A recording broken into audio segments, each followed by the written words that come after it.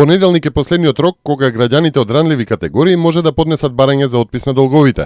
Продолжување на рокот ќе нема, а надлежните ги повикуваат граѓаните што ги исполнуваат условите да ги посетат центрите за социјална работа и да поднесат барање.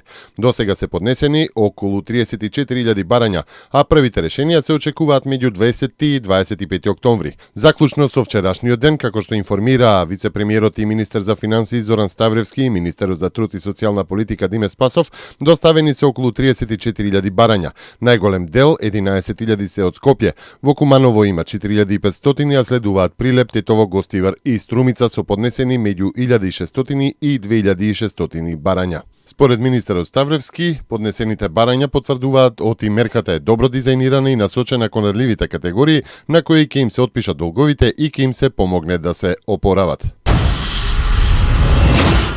Зајакнување на улогата и влијанието на синдикатот во заштита и безбедност при работа треба да овозможат најновите законски измени кои денеска во прво читање ги разгледуваше Собраниската комисија за труд и социјална политика.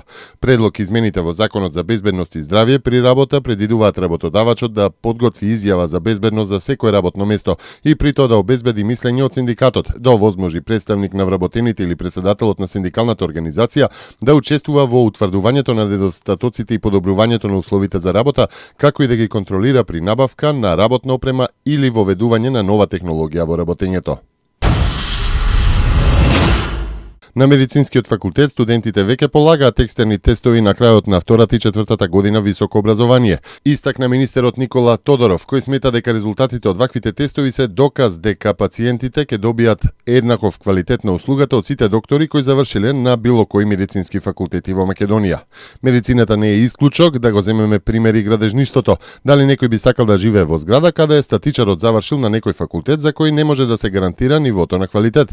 Државата мора да најде механизми да обезбеди релативно идентичен квалитет и релативно идентично ниво на знаење и вештини на сите универзитети во Македонија, истакна Тодоров. Операторот на пазарот со електрична енергија при АД МЕПСО, како одговорен за организирање и управување со пазарот на електрична енергија, е комплетно подготвен за спроведување на третата фаза на либерализацијата на пазарот со електрична енергија, што треба да почне од 1 јануари до година.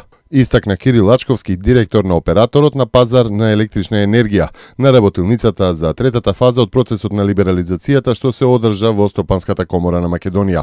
Тој потенцира дека веќе во МЕПСО се набавени современи софтверски алатки со кои се вршат пресметки за пренос на пазарната тарифа.